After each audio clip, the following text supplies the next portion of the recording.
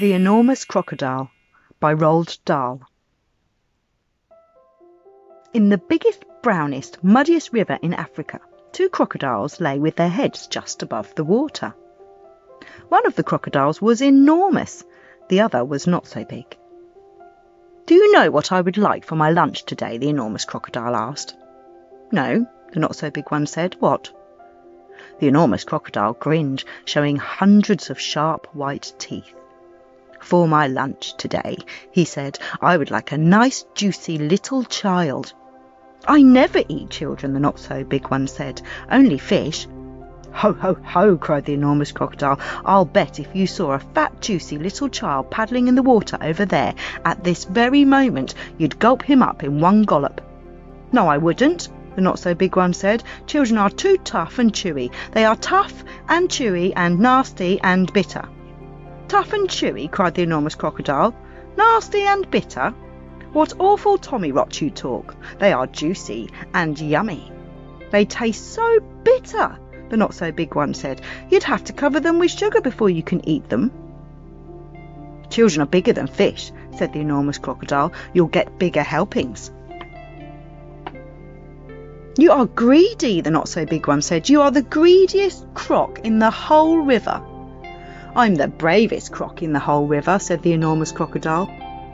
"I'm the only one who dares to leave the water and go through the jungle to the town to look for little children to eat." "You've only done that once," snorted Not-so-big One. "And what happened then? They all saw you coming and ran away." "Ah, but today when I go, they won't see me at all," said the enormous crocodile. "Of course they'll see you," the not-so-big one said. "You're so enormous and ugly they'll see you from miles away." The enormous crocodile grinned again, and his terrible sharp teeth sparkled like knives in the sun. "Nobody will see me," he said, "because this time I've thought up secret plans and clever tricks." "Clever tricks?" cried the not-so-big one. "You've never done anything clever in your life. You're the stupidest croc on the whole river." "I'm the cleverest croc on the whole river," the enormous crocodile answered. "For my lunch today I shall feast upon a fat, juicy little child, while you lie here in the river feeling hungry. Goodbye." The enormous crocodile swam to the side of the river and crawled out of the water. A gigantic creature was standing in the slimy, oozy mud on the riverbank. It was Humpy Rumpy the hippopotamus. "Hello, hello," said Humpy Rumpy. "Where on earth are you off to at this time of day?" "I have secret plans and clever tricks," said the crocodile. "Oh dear," said Humpy Rumpy. "I'll bet you're going to do something horrid." The enormous crocodile grinned at Humpy Rumpy and said, "I'm going to fill my hungry, empty tummy with something yummy, yummy, yummy, yummy." "What's so yummy?" asked Humpy Rumpy. "Try to guess," said the crocodile. "It's something that walks on two legs." "You don't mean," said Humpy Rumpy, "you don't really mean you're going to eat a little child?" "Of course I am," said the crocodile. "Oh, you horrid, greedy, grumptious brute," cried Humpy Rumpy. "I hope you get caught and cooked and turned into crocodile soup." The enormous crocodile laughed out loud at Humpy Rumpy. Then he waddled off into the jungle. Inside the jungle he met Trunky the elephant. Trunky was nibbling leaves from the top of a tall tree, and he didn't notice the crocodile at first, so the crocodile bit him on the leg. "Ow!" said Trunky in his big, deep voice. "Who did that?" "Oh, it's you, is it, you beastly crocodile? Why don't you go back to the big, brown, muddy river where you belong?" "I have secret plans and clever tricks," said the crocodile. "You mean you've nasty plans and nasty tricks," said Trunky. "You've never done a nice thing in your life." The enormous crocodile grinned up at Trunky and said, "I'm off to find a yummy child for lunch. Keep listening and you'll hear the bones go crunch." "Oh, you wicked, beastly beast," cried Trunky. "Oh, you foul and filthy fiend. I hope you get squashed and squished and squizzled and boiled up into crocodile stew." The enormous crocodile laughed out loud and disappeared into the thick jungle. A bit further on he met Mugglewump the monkey. Mugglewump was sitting in a tree eating nuts. "Hello, Crocky," said Mugglewump. "What are you up to now?" "I have secret plans and clever tricks," said the crocodile. "Would you like some nuts?" asked Mugglewump. "I have better things to eat than nuts," sniffed the crocodile. "I didn't think there was anything better than nuts," said Mugglewump. "Aha," said the enormous crocodile. "The sort of things that I'm going to eat have fingers, toenails, arms and legs and feet." Mugglewump went pale and began to shake all over. "You aren't really going to gobble up a little child, are you?" he said. "Of course I am," said the crocodile. "Clothes and all.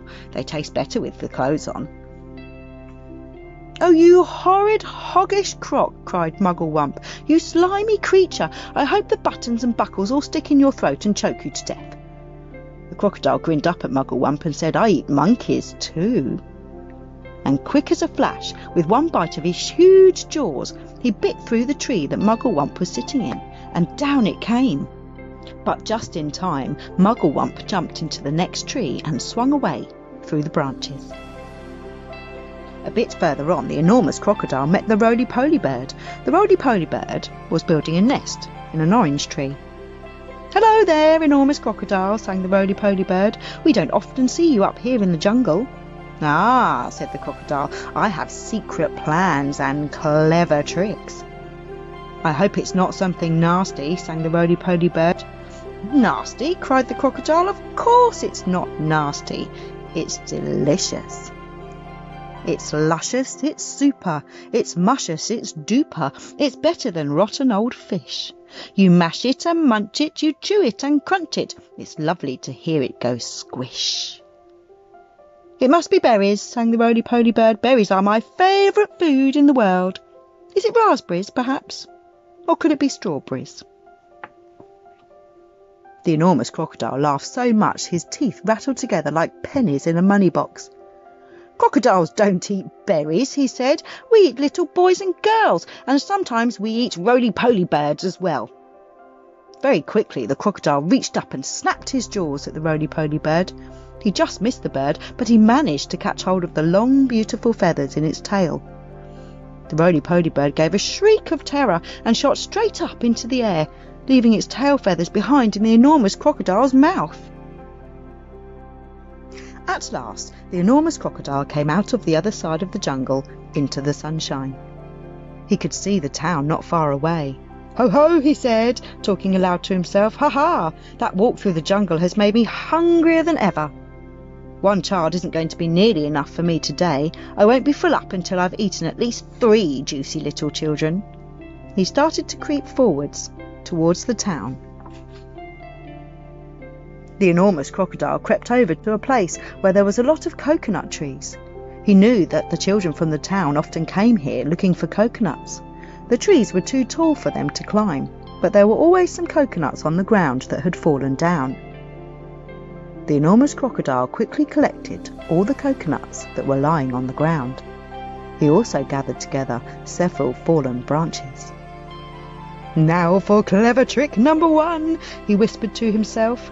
"It won't be long before I'm eating the first part of my lunch." He took all the coconut branches and held them between his teeth. He grasped the coconuts in his front paws.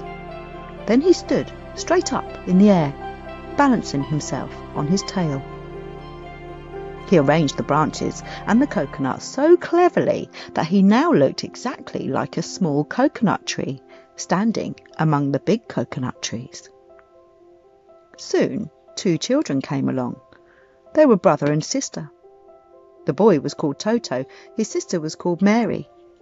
They walked around looking for fallen coconuts, but they couldn't find any because the enormous crocodile had gathered them all up.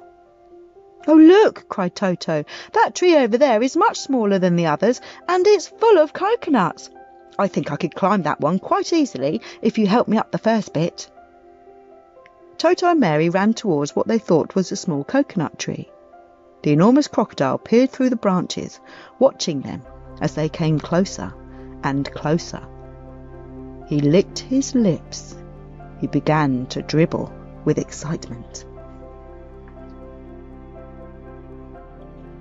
Suddenly there was a tremendous whooshing noise. It was Humpy Rumpy the hippopotamus. He came crashing and snorting out of the jungle.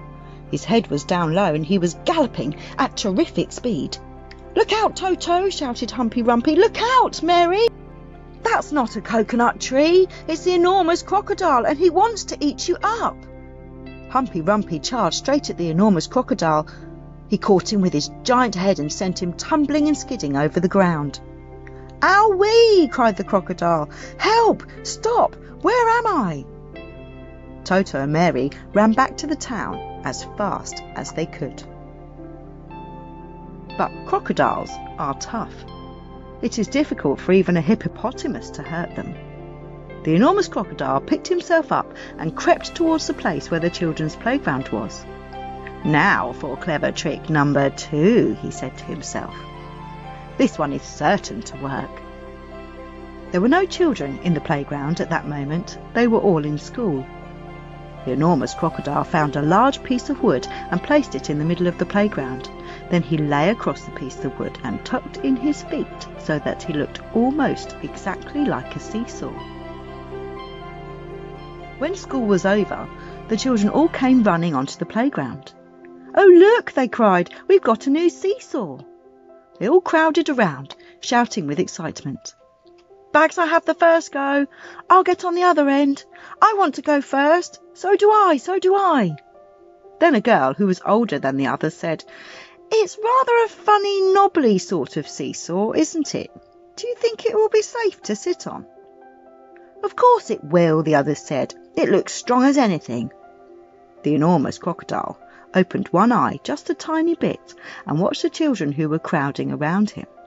"Soon," he thought, "one of them is going to sit on my head, and then I will give a jerk and a snap, and after that it will be yum, yum, yum." At that moment there was a flash of brown and something jumped into the playground and hopped up onto the top of the swings. It was Mugglewump the monkey. "Run!" Mugglewump shouted to the children. "All of you, run, run, run! That is not a seesaw. It's the enormous crocodile and he wants to eat you up." The children screamed and ran for their lives. Mugglewump disappeared back into the jungle and the enormous crocodile was left all alone in the playground. He cursed the monkey and waddled back into the bushes to hide. "I'm getting hungrier and hungrier," he said. "I shall have to eat at least 4 children now before I'm full up." The enormous crocodile crept around the edge of town, taking great care not to be seen. He came to a place where they were getting ready to have a fair. There were slides and swings and dodgem cars and people selling popcorn and candy floss. There was also a big roundabout. The roundabout had marvellous wooden creatures for the children to ride on. There were white horses and lions and tigers and mermaids with fishes' tails and fearsome dragons with red tongues sticking out of their mouths. "Now for clever trick number 3, said the enormous crocodile, licking his lips. When no one was looking, he crept up onto the roundabout and put himself between a wooden lion and a fearsome dragon. He sat up a bit on his back legs and he kept very still. He looked exactly like a wooden crocodile on the roundabout. Soon, all sorts of children came flocking into the fair. Several of them ran towards the roundabout. They were very excited. "I'm going to ride on a dragon," cried one. "I'm going on a lovely white horse," cried another. "I'm going on a lion," cried a third one. And one little girl, whose name was Jill, said, "I'm going to ride on that funny old wooden crocodile." The enormous crocodile kept very still, but he could see the girl coming towards him. "Yummy, yum, yum," he thought. "I'll gulp her up easily in one gollop." Suddenly, there was a swish and a swoosh, and something came swishing and swooshing out of the sky. It was the roly-poly bird. He flew round and round the roundabout, singing, "Look out, Jill! Look out! Look out! Don't ride on that crocodile!" Jill stopped and looked up. "That's not a wooden crocodile," sang the roly-poly bird. "It's a real one. It's the enormous crocodile from the river, and he wants to eat you up." Jill turned and ran. So did all the other children. Even the man who was working the roundabout jumped off it and ran away as fast as he could. The enormous crocodile cursed the roly-poly bird and waddled back into the bushes to hide. "I'm so hungry now," he said to himself. "I could eat 6 children before I'm full up." Just outside the town there was a pretty little field with trees and bushes all round it. This was called the picnic place. There were several wooden tables and long benches, and people were allowed to go there and have a picnic at any time. The enormous crocodile crept over to the picnic place. There was no one in sight. "Now for clever trick number 4, he whispered to himself. He picked a lovely bunch of flowers and arranged it on one of the tables. From the same table he took away one of the benches and hid it in the bushes. Then he put himself in the place where the bench had been. By tucking his head under his chest and by twisting his tail out of sight, he made himself look very much like a long wooden bench with 4 legs. Soon 2 boys and 2 girls came along carrying baskets of food. They were all from one family, and their mother had said they could go out and have a picnic together. "Which table shall we sit at?" said one. "Let's take the table with the lovely flowers on it," said another. The enormous crocodile kept as quiet as a mouse. "I shall eat them all," he said to himself. "They will come and sit on my back, and I will swizzle my head around quickly, and after that it'll be squish, crunch, gollop." Suddenly a big deep voice from the jungle shouted, "Stand back, children, stand back, stand back!" The children stopped and stared at the place where the voice was coming from. Then, with a crashing of branches, Trunky the elephant came rushing out of the jungle. "That's not a bench you're going to sit on," he bellowed. "It's the enormous crocodile, and he wants to eat you all up." Trunky trotted over to the spot where the enormous crocodile was standing, and quick as a flash he wrapped his trunk around the crocodile's tail and hoisted him up into the air. "Hey, let me go!" yelled the enormous crocodile, who was now dangling upside down. "Let me go! Let me go!" "No," Trunky said, "I will not let you go. We've all had quite enough of your clever tricks." Trunky began to swing the crocodile round and round in the air. At first he swung him slowly. Then he swung him faster and faster and faster and faster still.